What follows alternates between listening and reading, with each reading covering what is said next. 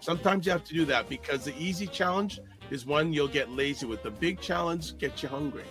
Oh, how the tables turn. That's a heavy topic, and we need to focus on that. If not for yourself, then do it for your children. Black book is in black. Hey, Black book. Men Talk, Black Book.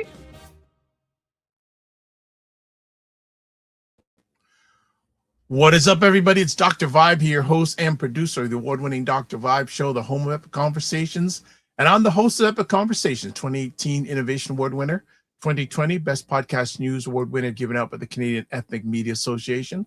I also co-host and co-produce the only online show in the world for dads, fathers, and male caregivers that's sponsored by BLKMEN Plus Care. And being part of that movement, we've reached out directly and indirectly to over 400,000 dads, fathers, and male caregivers around the world. And as always, I like to say, you're blessed, highly favored, a magnet for miracles, and a solution for someone's problem. Welcome to Black Men Can Talk, a show where Black Canadian men come together to have real, unfiltered conversations about life, culture, and community.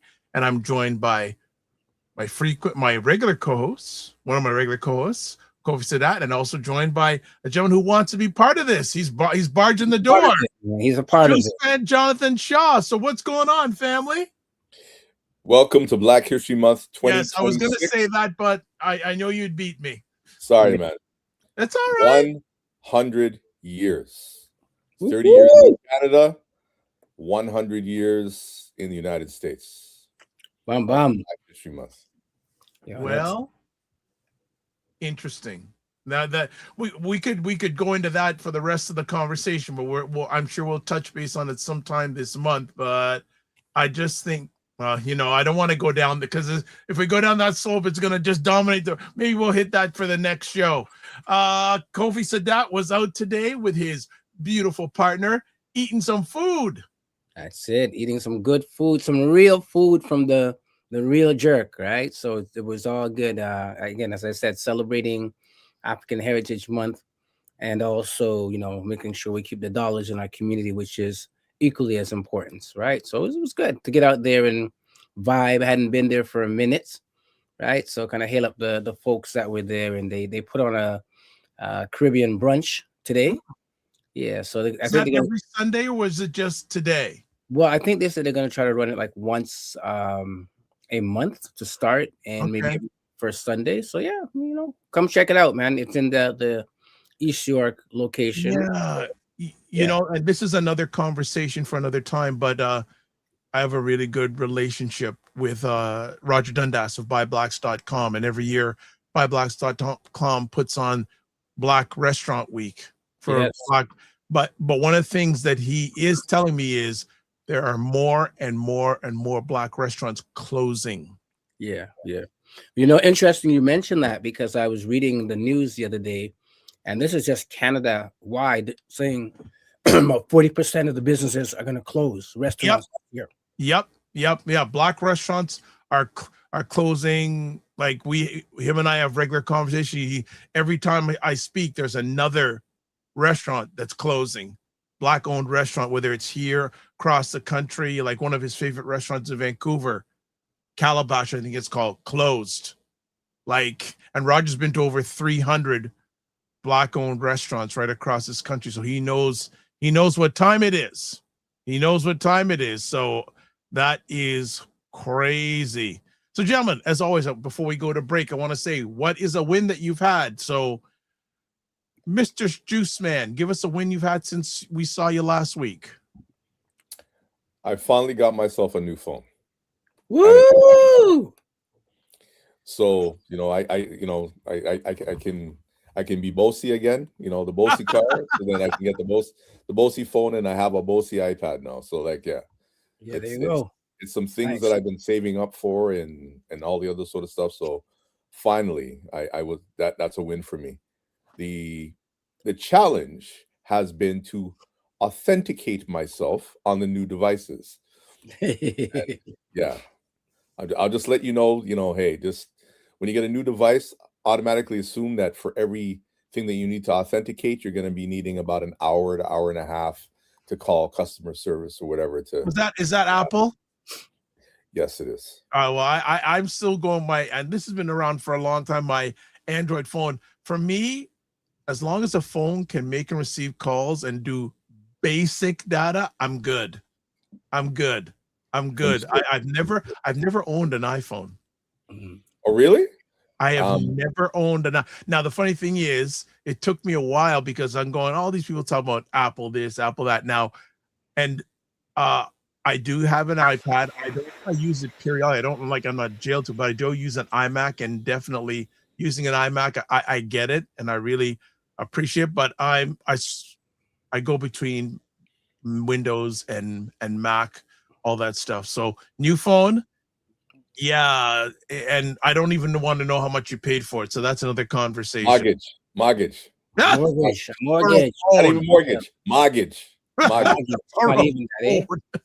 the reason why I did Apple in the first place is because when my first two children were very, very young, and they would go away to Florida and that sort of stuff, and they wanted to keep in touch with daddy, they had an iPod Touch, which allowed them to make phone calls. We're going back now. Yes. And back then I had a BlackBerry. So when my contract was expiring, I decided to go over to iPhone, and I've been iPhone ever since.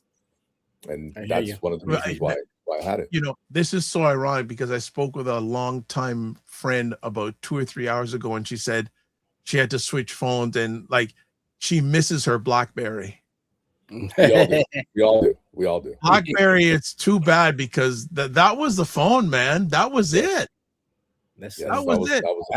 I missed my Sky pager, guys. I had a big nutty pager like this. I used to walk around high school mostly like anything. Big pager on my hip. Not the nice when Juice, I don't see too many times Juice Man cover his face in laughter, but I wish I could have got a screen out of that. You know what? I was waiting for the man to say, "Yo, I missed my StarTAC or something," but well, this afternoon, myself and Juice and we're talking about Admiral televisions. We don't even want to go there. All right? Yeah. You don't want to go there. So Kofi said that. What's a win you've had in the last week? Listen, I got 2 wins. The first win is I survived the January cold. I'm gonna give myself that. This is a brutal January. I didn't know if when I got up this morning I had to say, is it really February? Yeah. But it was nice. It was nice. And I think in the spirit of Black history, it was nice. And then the second win is when I went to the restaurant today. I saw a friend, like a good friend I haven't seen in a while, man. So big up Professor Chris Williams. Oh, wow. You're my deep bro, man. From way back in the day when I used to hang out at York at Yubsa and all that. So I haven't seen my bro in a while. But it was just great. We sat down, just had some good conversation randomly. Nice. He showed up to the restaurant to return something. But it was just we just sat down for a good 30 minutes, so nice. Never know. So I'm gonna give thanks, sir. Good old friends, and it's a win to still be here and still, have things to talk about. So So what about yourself, Dr. Vibe? I was out this week and I had a conversation with someone who I can really bounce things off of, and they can give me clarity. And it was just so nice. And I hadn't seen them been with them or communicated with them for a while. It was just good to spend that time. And we were only supposed to get together for a little bit of time, but we overextended it, and it was so good to get this clarity. Now it's time for me to take the next step. So I'm just at the final post on, okay, which direction am I going to go with this? But that clarity I got and being able to just sit and bounce those ideas off and back and forth. And it just that clarity was really good. And you know what? And I celebrate weekly. I'm blessed to have on a regular basis now, and it's been a while that I've had it with, I'll mention his name, Roger Dunn, that's the regular, but it's good to see that myself and Juice Man are contacting each other on a regular basis. So we've done it on and off in the past, but I want to be really intentional now to not let go of this time. So I really appreciate it, and supporting him on a show this morning on 98.7. I was listening to it, even though but I said, we won't go there, but it was just really, really good feeling because I'm feeling in this Oh, look at this. More Job says they still sell pagers nowadays. Listen, don't let me know that, bro. I'm gonna throw away his phone and go back to my pager.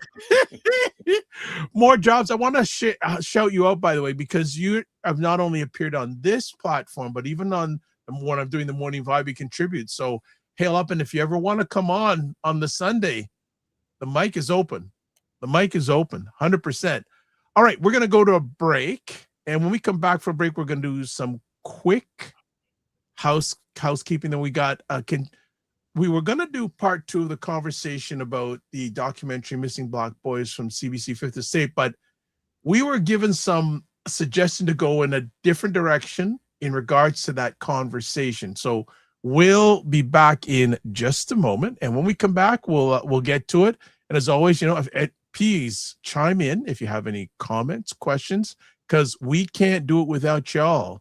So we'll be back in 15 seconds. You are watching Black Men Can Talk with Dr. Vibe, Kofi Sadat, and Kofi Morris. It's a show where Black Canadian men come together to have real, unfiltered conversations about life, culture, and community.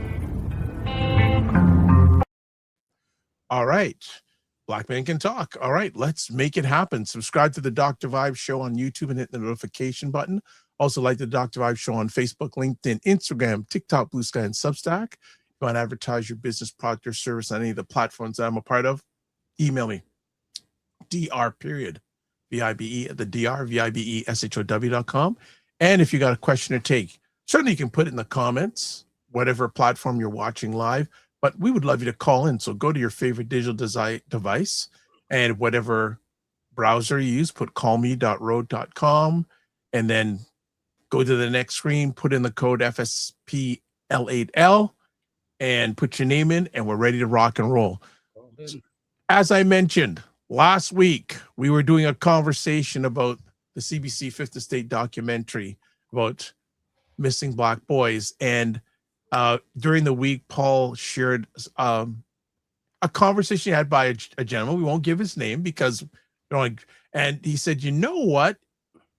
We need to celebrate how there are the many Black men out there supporting Black boys and inspiring ways that Black men set up. So this is a foundation of our conversation, our show, celebrating Black men.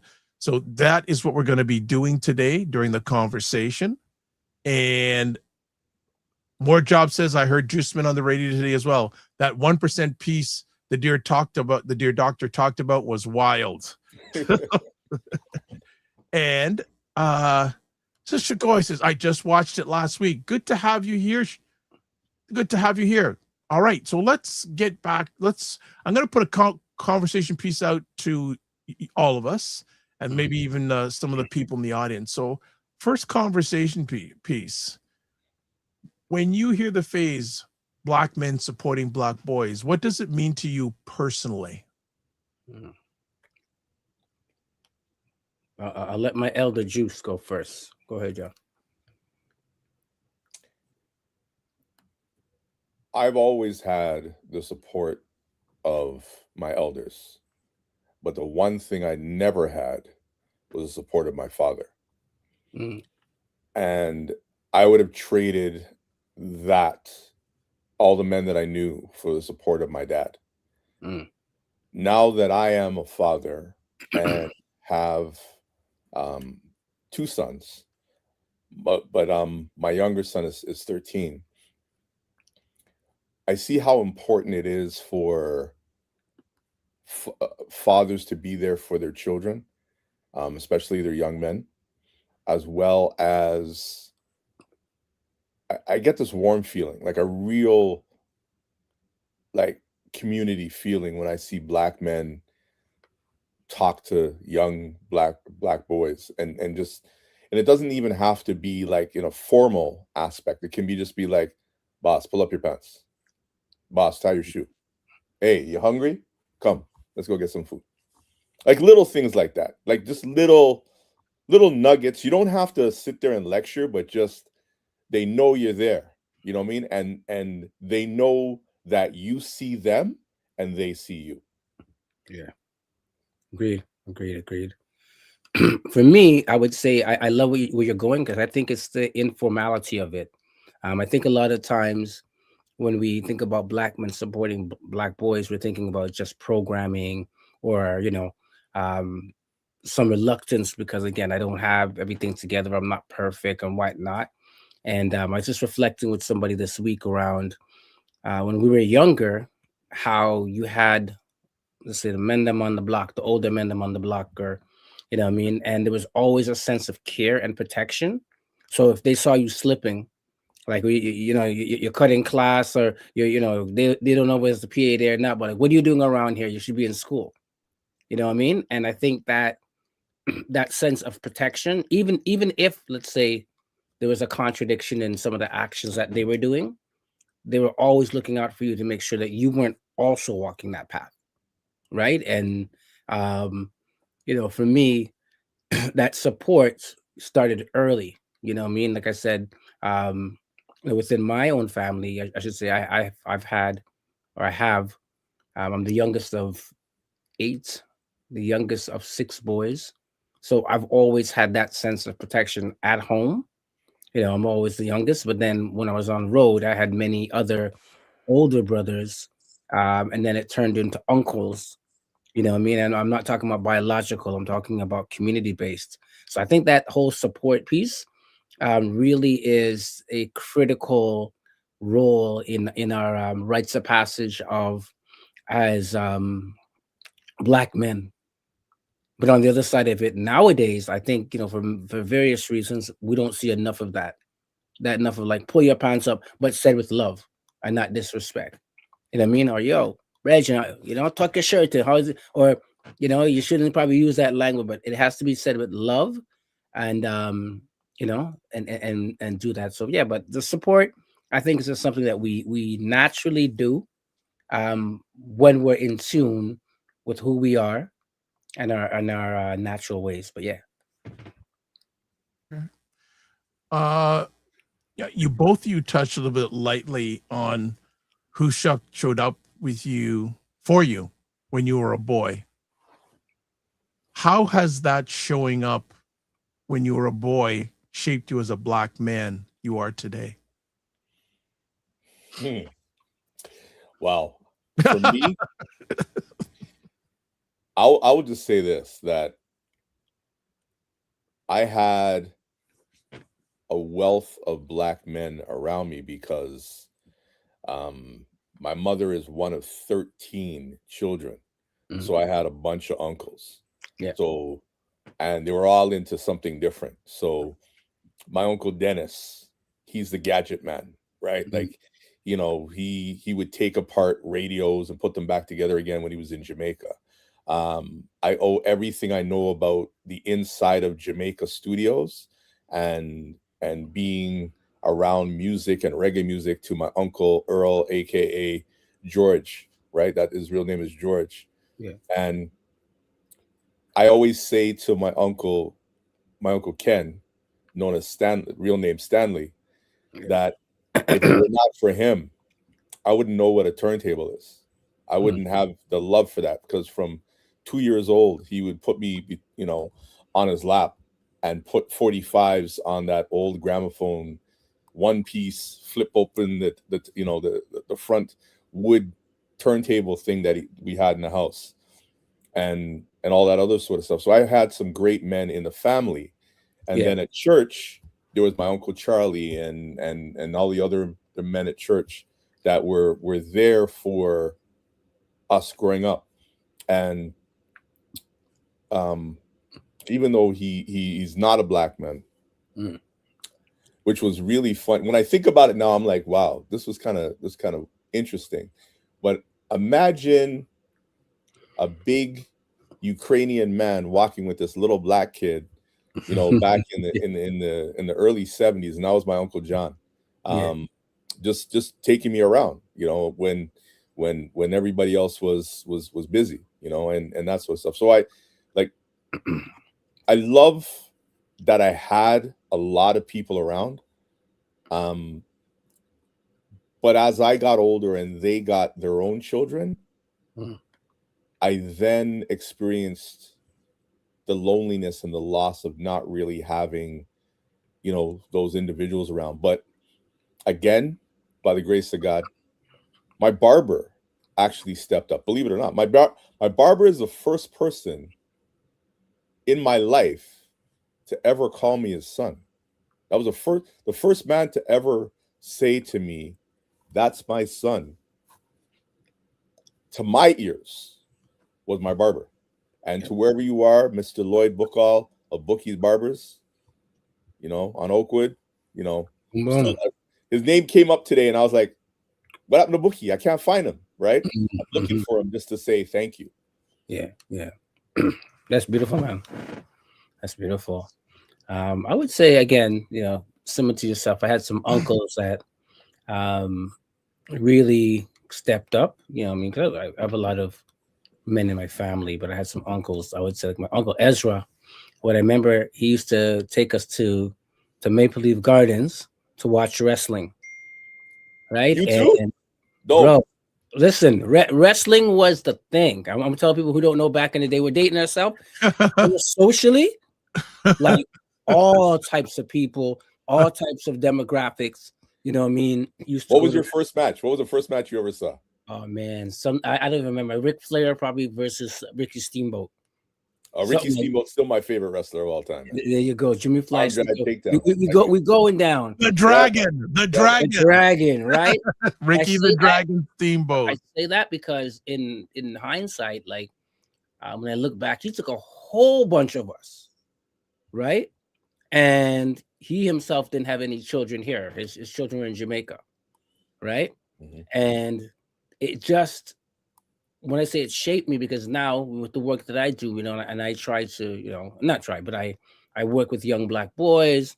I share other folks who are mentoring them, other Black men. So that really shaped maybe even the work and the approach without even thinking about it. It's just like a natural thing. Like, hey, Uncle Ezra's coming to pick you up. Even when your parents couldn't come, he's going to drag a bunch of us down there.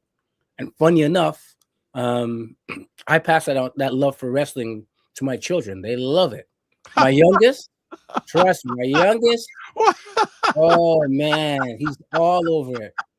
That's one of my things I need. You got it. That's one of my things I need to do is I need to take him and his friends to oh my. So, but you know, it just shapes you and you don't even think about it. But yeah, the whole piece around the community uncle. And again, he was taking my young white friends, my young Black friends, whoever could come along. He's like, yo, I'm taking them down to wrestling. Right? So stepping out and doing that work, you know, I'm sure it has impacted who I am today as a father, of course, as an uncle as well, but really as somebody who, you know, sees the need to work with our young Black men and just young men in general and give them opportunities that maybe they wouldn't otherwise have in regards to bringing them to places and spaces. And rest in peace, Maple Leaf Garden, because a lot of good memories there, you know, a lot of good memories.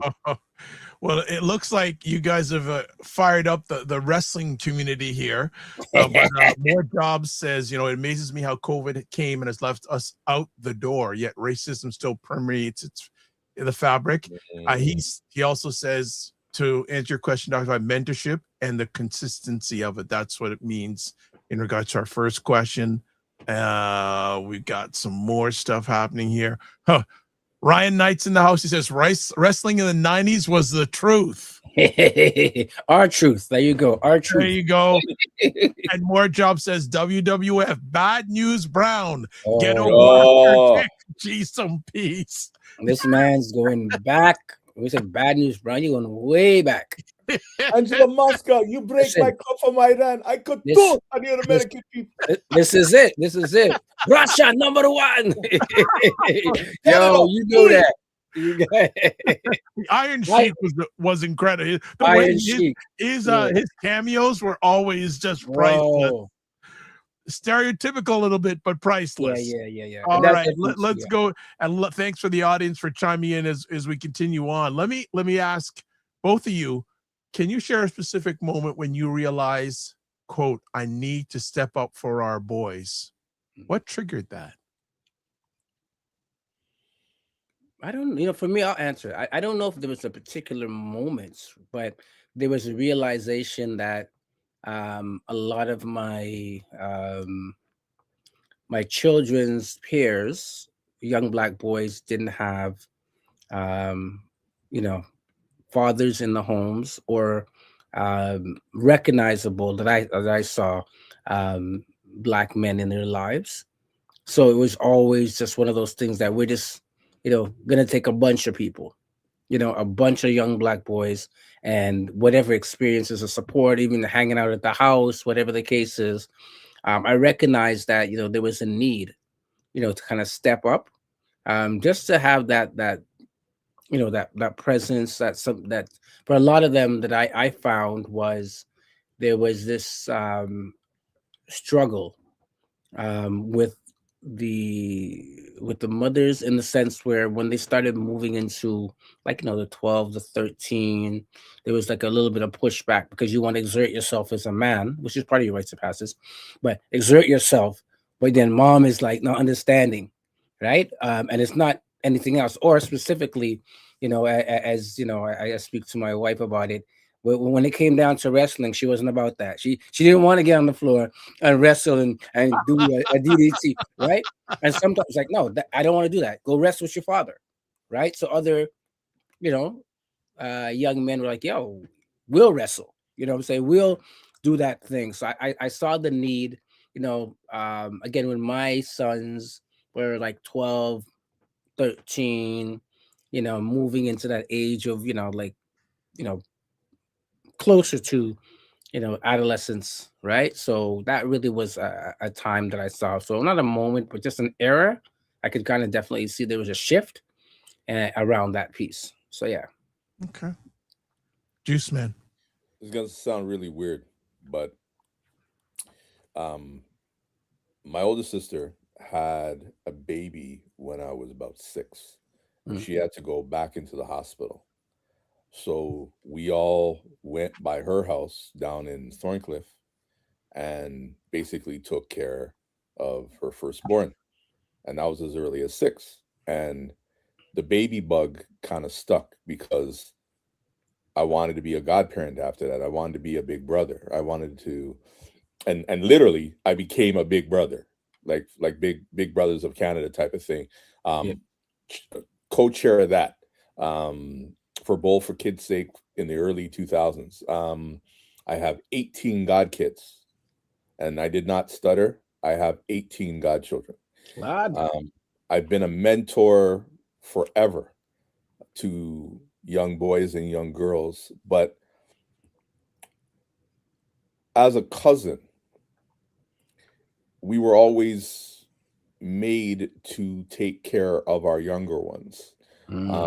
Our cousins, I don't know about anybody else's family, but in my family, your cousins were your best friends. Yeah.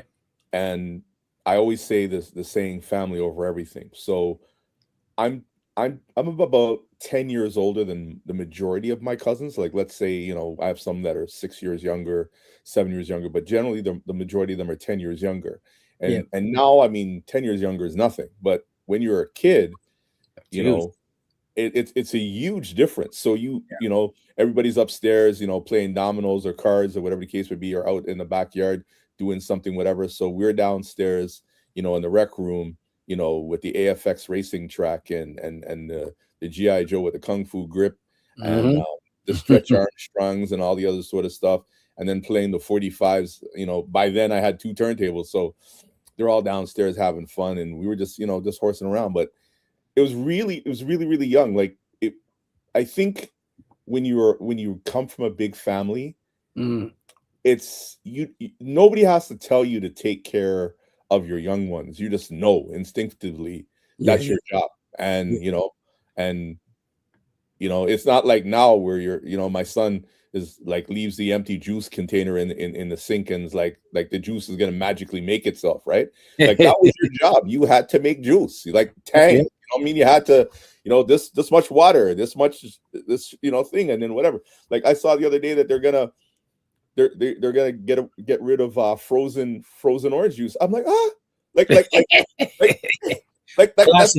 was a trauma response, because I'm thinking about all the times in my life I had to warm up that the little container thing. So so the orange juice would come out. Like, yes. that was my job. Like, what are you taking away my job for? You know what I mean? Like, yeah. But again, those are just memories.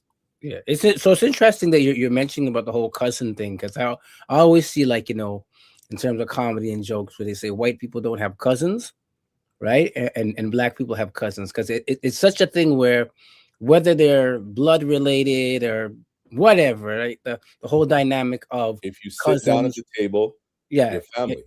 Your cousins are like your brothers your and sisters. You know what I mean?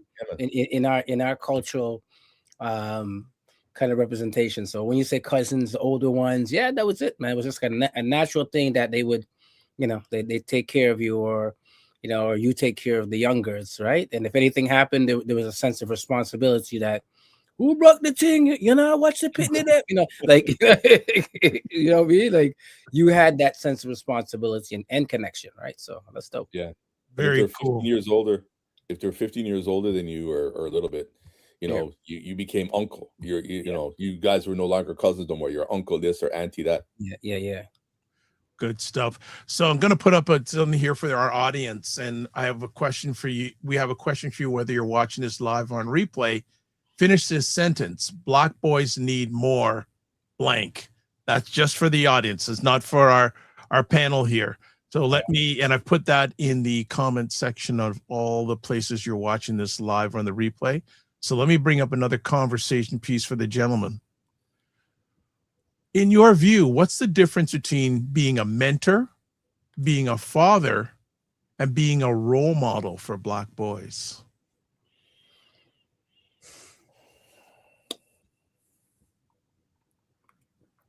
I think I'll answer. I think they can. Here's the funny. I think they all can be the same, but I think the difference, I would say, in my case in particular, is the different moments and the different environments, right? So, for example, I do like I mentioned, I do a rites of passage process in community, and my son is part of the group, right? So, in those times, right, I've got to separate being a dad from being a mentor, because I don't want to get on him harder because I know what I know, or I don't want to give him a favor because he's my child. So in those particular roles, like I choose more to be a mentor, and to be kind of a role model. And I think again, I think there can be differences. A mentor is somebody really that you're kind of showing somebody the ropes and kind of guiding them, and sometimes it's very specific, like, say, it could be an area that they want to get into, area of interest. So you could be a mentor, you can mentor folks. Of course, being a father, it doesn't have to be biological, right? You can play the father role, as we come from a culture of many fathers, and I've got many fathers that I'm appreciative in my life, not just my biological. And then, being a role model, I think, I'm almost of the Charles Barkley, mentality about criticizing a role model. I'm more into modeling than being a role model, because I think a role model, often the challenge with that is that people don't feel like you're fallible. Like, you can't make mistakes. Like, you got to come out to be a role model. You got to be perfect, right? So, but I think modeling behavior, and that behavior sometimes is good, sometimes the behavior is challenging, and sometimes you got to show your failure as much as you show your success when you're modeling, because otherwise it's not believable, right? It doesn't connect with folks because it's all good all the time. So, that's my long explanation, but that's kind of how I would break it down. Juice? Being a mentor for me is getting that person to the finish line, or helping them get to that finish line of whatever task they want. So, one person wants to do, let's say, broadcast journalism. You try to steer them in the right path. Hey, do this. This is kind of what I did. So you lead from I. Being a father is like, for the same type of thing, would be like, you really want to do that? Like, Why? Like, no, man. Like, you need to. There's more of a. There's more of a looking at what your child can do and Mm. put them in areas to succeed. And even if they're not good at something, you try to encourage them to practice to improve on whatever skill that is, not just steer them in one path, but in many different sort of things. Role model, and I don't like to use the term role model. I think we look at different aspects of what people do. Like, there's certain things that I do that people like, and there's certain things that I do that people don't like. And I say that I'm a role model for both.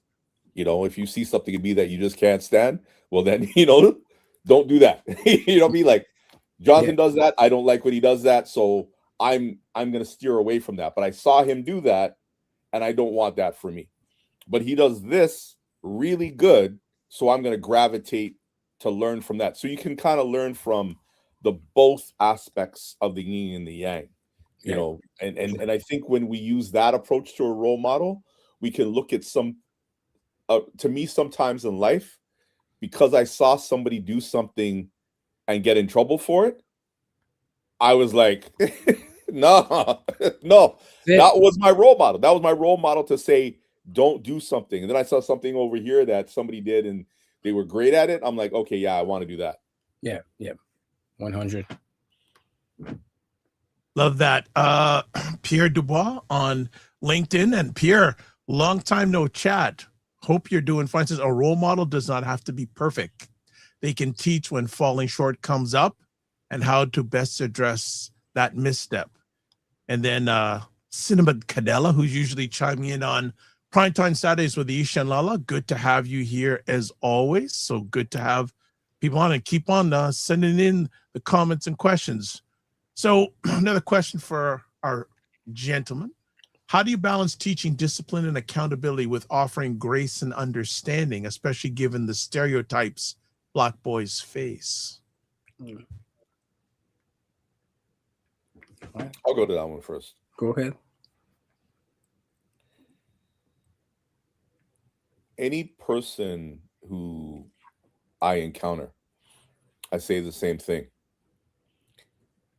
My job is to make you better. And I'm going to do it my way. It may not be the right way all the time. You may not see what I'm doing, but make sure you trust the process. Mm-hmm. So I tell people this, I'm not a yeller. I'm not a screamer. I'm not a person who will embarrass you, but I will make you better than how you are. And if there's something you don't know how to do, just say, show me, and I will do my best to show you how to do it. But there is going to come a time where I'm not going to teach you what to do. I'm going to teach you the scheme in which you need to get it done. So I kind of have more of like a football coach's mentality when it comes to young boys, where it's all about practice makes improvement, not practice makes perfect. And I always say to all my interns or people that are around me, I will take what you can do and make you better. I really don't care what you can't do. I really don't, like, you know what I mean? If like, I don't really care what you can't do or what you're not interested in. Maybe through the process, you'll have, you'll get better at it. But I always look at somebody who has skills and I see what the ball of possibilities can be with them and try to foster that. Like there's some people who they're just shy and they can do so many things in the quiet, but they're just shy. They don't want to do it for a million people and they never probably will. But sometimes you just, I don't think they see what we see in them. So encouragement is very, very big all the time. But I'm not a participation trophy dude either. Like I'm not going to give you something just because you participated. I'll tell kids, I said, listen, do you feel what an L feels like? Do you feel the loss? You lost that game. You lost out on that thing. And I want you to remember this day, because this is what this feels like. But when you become a champion, when you win, I well want you to celebrate that. And when you do win, I'm going to be there cheering you on, saying, that's my son, that's my boy, that's my group, because I want you to understand what winning feels like and achieving little goals. Like if you could only do 1 push-up, now you can do 10, right? You couldn't crab scratch. Now you can crab scratch. Now you can transform a scratch. Now you can, go behind a microphone. Now you know how to tie a tie. Those are all little wins for, once you've completed it. But that was a big thing. Like for those who have children, they remember. And I mean, I know Sadat remembers this. Yeah. When your kids could tie their shoes, oh my gosh. Oh my God. What? Woohoo. It was like, woohoo. But then you kind of felt for a minute like they don't need me for that no more. Yeah. Yeah.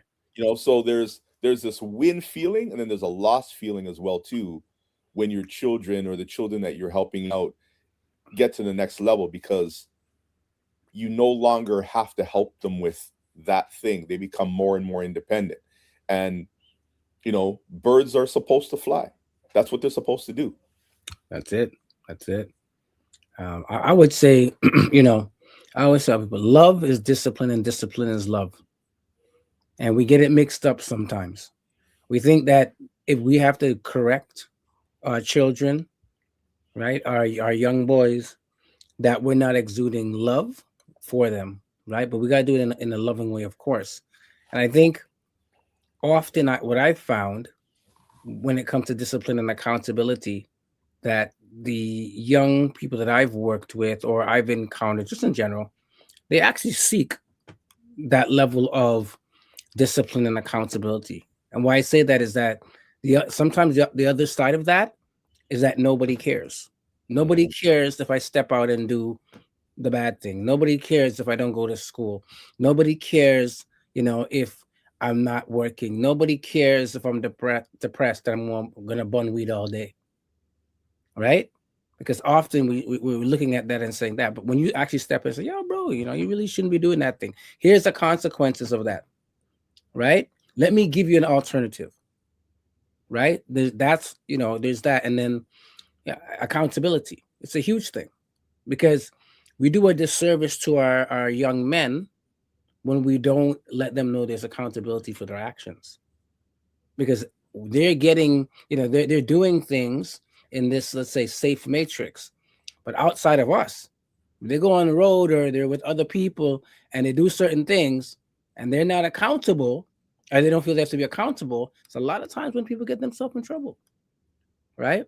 And then the other side of, again, the grace and understanding has to do with, I would say, as somebody who has a lived experience, as I was once a boy, of course, but someone who has a lived experience, you give that grace and understanding, because, when I was young, I understand what you're thinking about. I know exactly where you're going to. We say, I know when you start smelling yourself and you're trying to do other things, you know what I mean?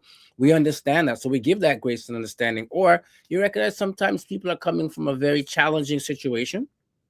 And I could see why they would want to be moving in this direction. Or they have influences that can be negative.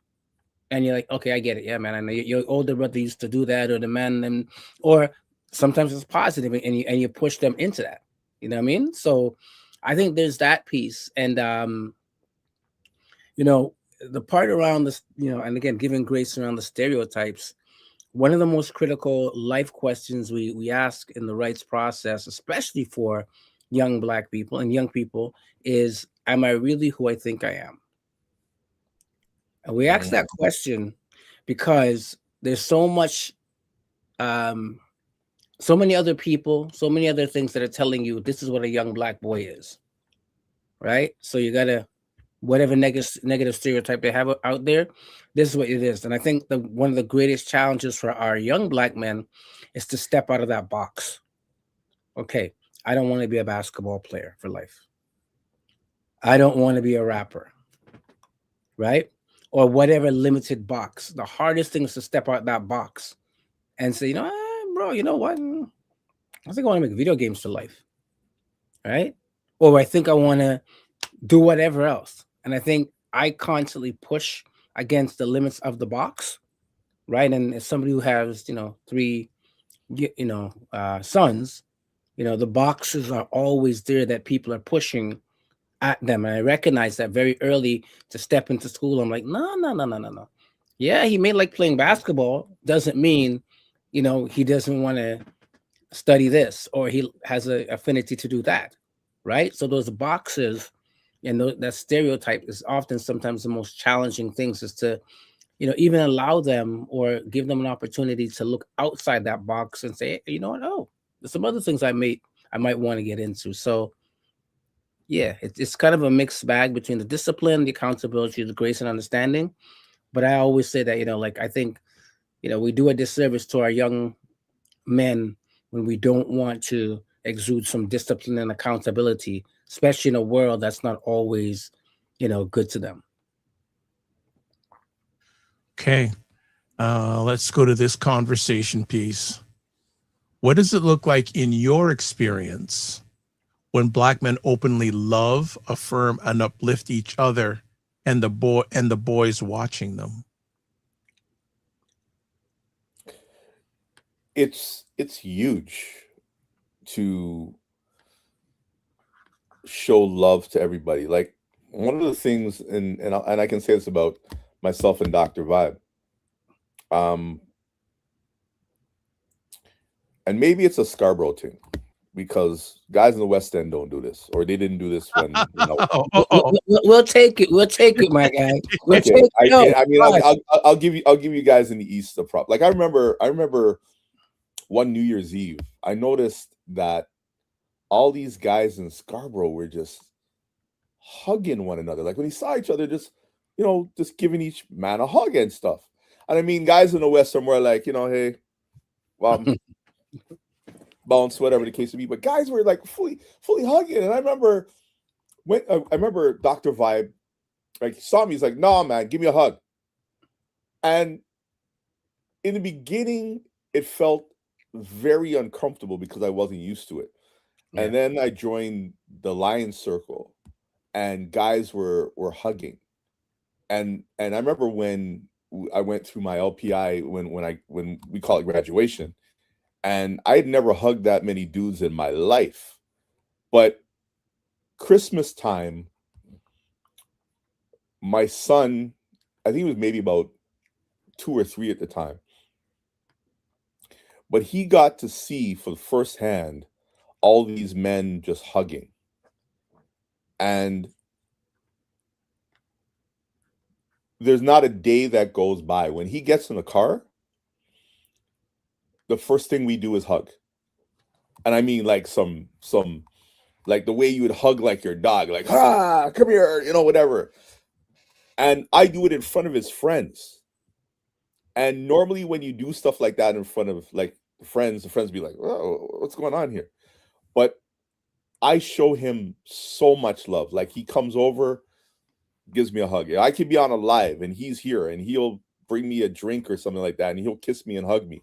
Yeah. And to reinforce that love element, it is so very important that we show love and that men don't have the problem of saying, "I love you," and giving a man flowers while they're alive.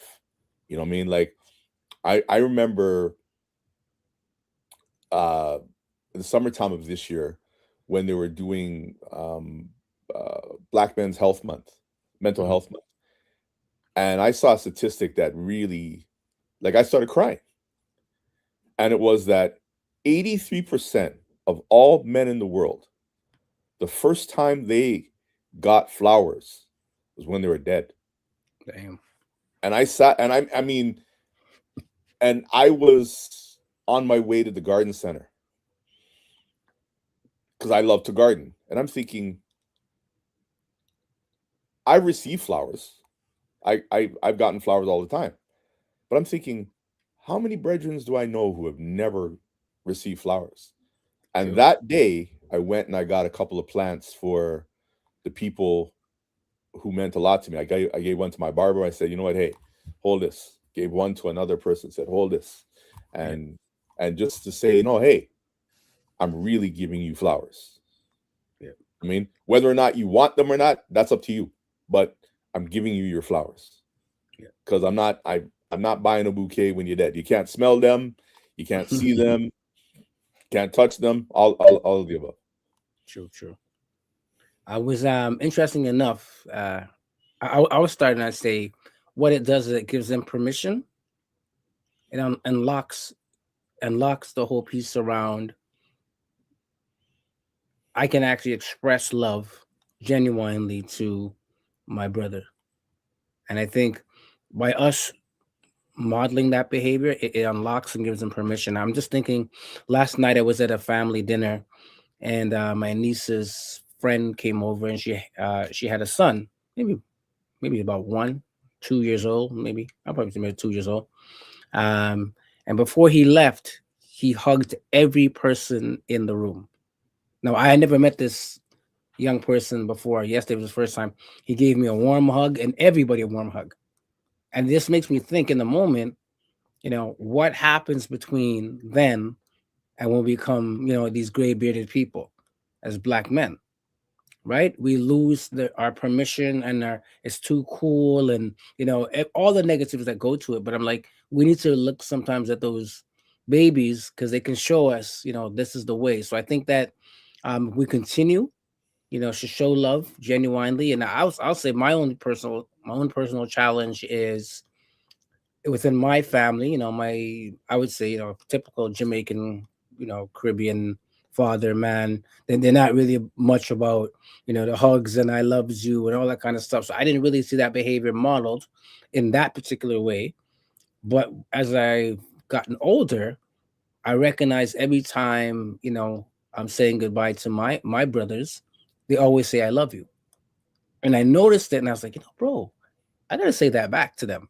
So I've made it a practice to make sure that I'm saying it back to them and that my children are around and they, we're around, they're hearing that, because I think it's important. It unlocks and says, dad, uncle, whoever else can say I love you or a hug or whatever, then I can do it myself too. I don't have to hold that back when I feel I need to do it. Right. So the permission. Good stuff. If I could jump in on there,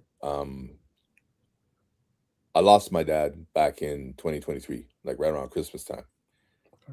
And there was such a finality in his passing. Not in the aspect of, boohoo tears or anything like that, but there was that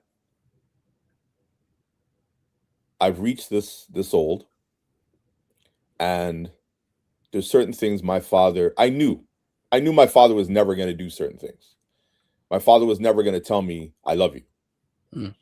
My father was never going to praise me for anything I ever did in life. I knew that wasn't going to happen. But when he passed, there was that, it's never going to happen. I always held out hope. I remember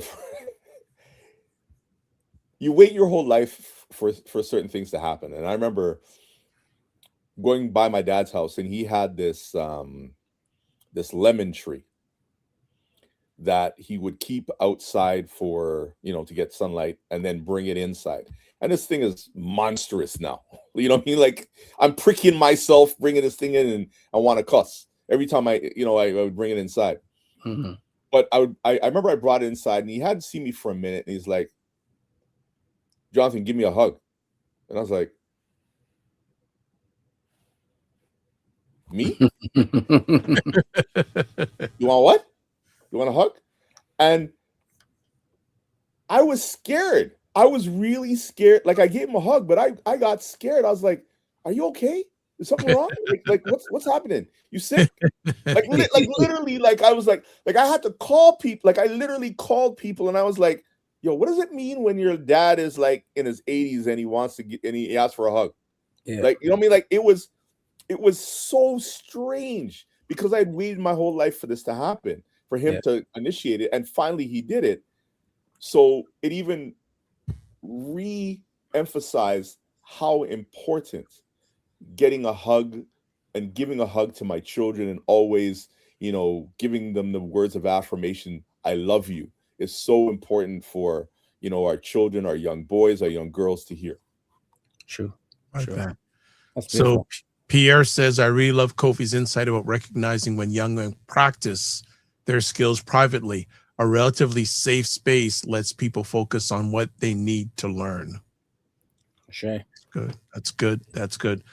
We're running down on time, so let's see if we can squeeze some quick things in. Okay, because I value especially Kofi's time, because he jumps off real quick. So I'm gonna make sure I do some rapid stuff. Okay. So for both you, imagine a Black boy is watching this right now and feels unseen or discouraged. What would you say directly to him?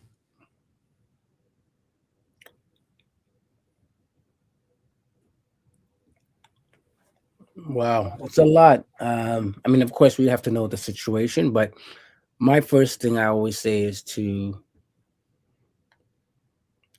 find a tribe, find a like tribe. I mean, again, I always say we're never made to do this thing called life alone.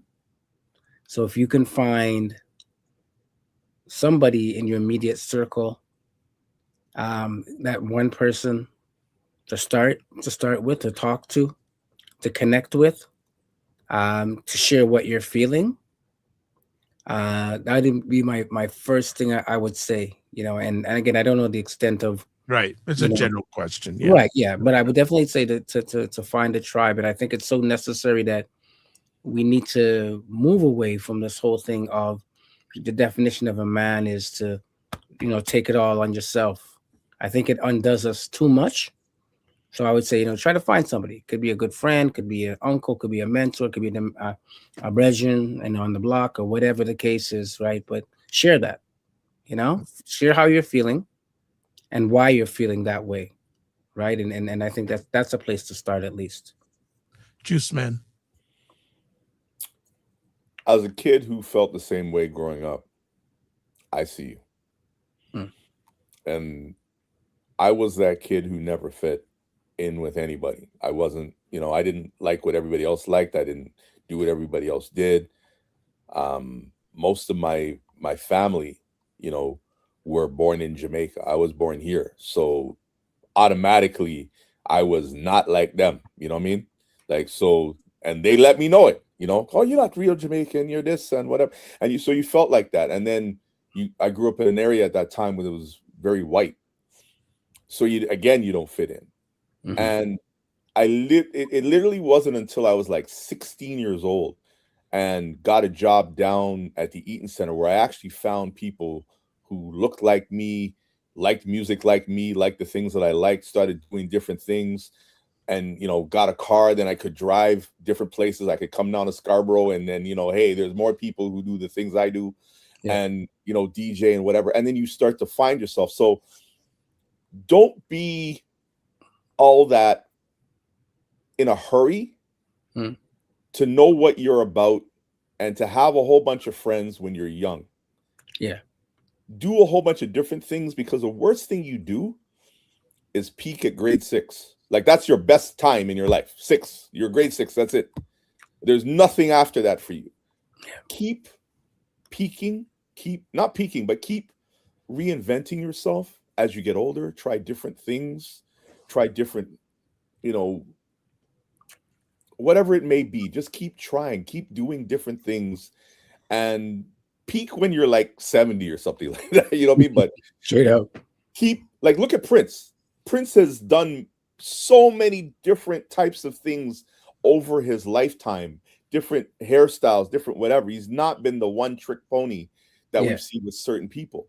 Right. He's done many different things. So keep reinventing yourself. But the number one thing is, by the factor that you were born on this planet, you are special. And we see you. And it's only a matter of time before the people who you want to see you. And even if they don't see you, go somewhere else where they celebrate you. You know what I mean? Don't stay where you're tolerated. Go to where you're celebrated. Trust me, you'll make a lot more money. You'll have a lot more fun and have a lot more, just seriously. I speak from experience. Just, you know what I mean? In this arena, you ain't nothing. Over here, you're a superstar. Stay over there. Yeah. Kofi, do we have time for one more? Because I know you usually go ahead, bro. It's all good. This is a good one here. If you could rewrite the dominant narrative about Black boys, what 3 truths would you want the world to believe about them? Well, I would say one thing,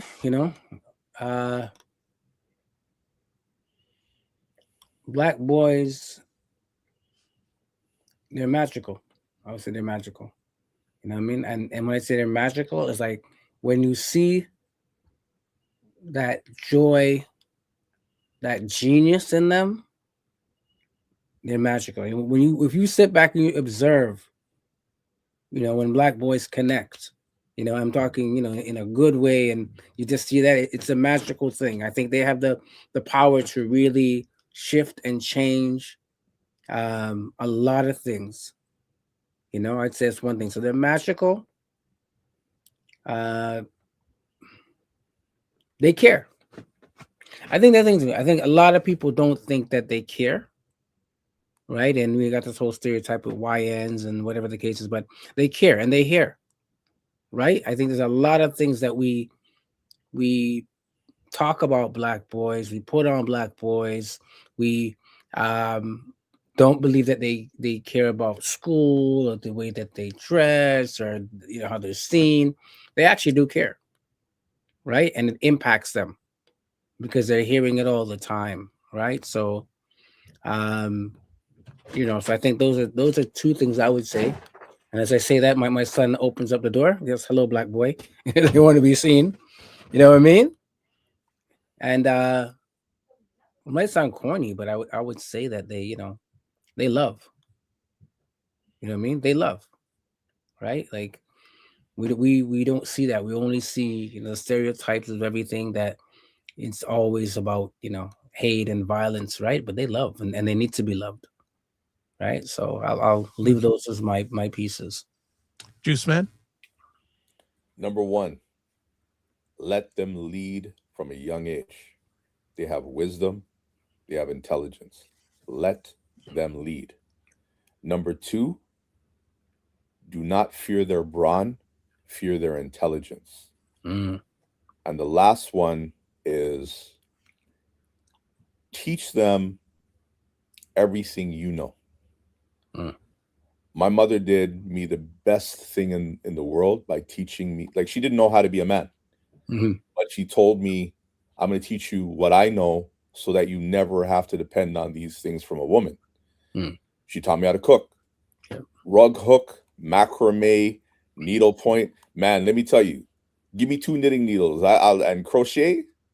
All right. We learned something new. I'll make a hat, no problem. A scarf. All right. Wrap that around one time.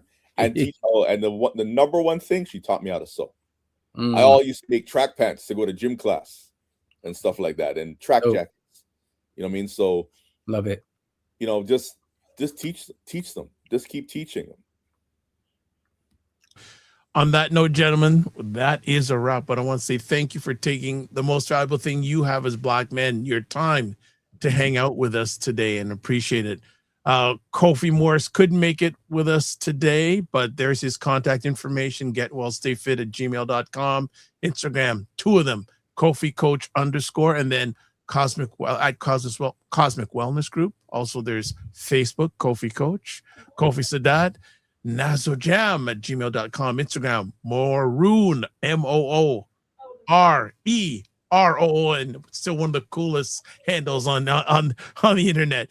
YouTube, Nazo Community, and Facebook, Paul Osbourne. Juice Man, where can people touch base with you? What you have down there, or hey, if you see me on the road and just say hi, just beat the horn, man. I'll turn around and say, hey, what's up?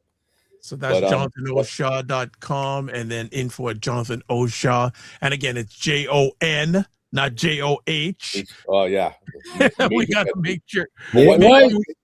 One thing though, to start off Black History Month, I always forget his birthday and I remember today, so I'm gonna do it on all different platforms. Happy birthday to one of my godsons, Adrian Anderson. Happy birthday. Love you, man. Love you. Love being Beautiful. your godfather. I'm so blessed to have you as a godson. That's a good celebration. We like that. We like that. If you want to touch base with me, the best way, not there. I did it again this week. There we go. This is too much clicking. Toplink.cc/the DRVIBESHOW.com. And then, as always, if you want to watch replays of this epic conversation, the Dr. Vibe Show on YouTube, Facebook, and LinkedIn, and the Dr. Vibe Show website, and also Paul Osbourne on Facebook. Look, we have one more comment here. Cinnamon Canal says, wow, probably says eye-opening conversation. So glad you stepped in, Cinema Canela. All right, and also put some comments, some stuff in the comment section for you watching live on the replay. So there's always engagement offline that you can do with this. But let's finish off with this. Live your life as a dream. If you can dream it, you can make it. Sometimes you have to get small to get stronger. Block assumptions, aim bigger, aim better, aim higher, aim wider. Love, faith, and respect. Don't just manage your time. Manage your energy. Remember to give yourself grace. And if you're not making money, make history. Try to do both, and make it better. And also want to shout out to Althea O'Hara Stephenson, who favorited this on Facebook. Thank you, Althea. God bless. Peace well. Keep the faith while good. Peace. Yeah.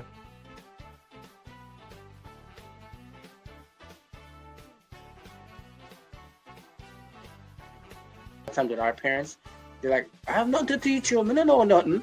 And my dad's at that point now. It says, that's my point. But I'd say, no, Dad, you got lots more to give. You know how cold it is when these two brothers in their yard. You know that. You know that. You don't know that, bro. You know No that. joke. I know we all have these things, but you know what? My go-to is this thing. Wow. Black book. It's in black.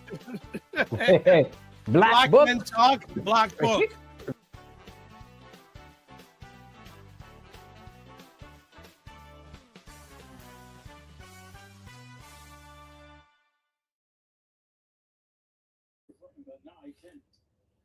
Yeah, this is not. Can you do like what about like a chorus?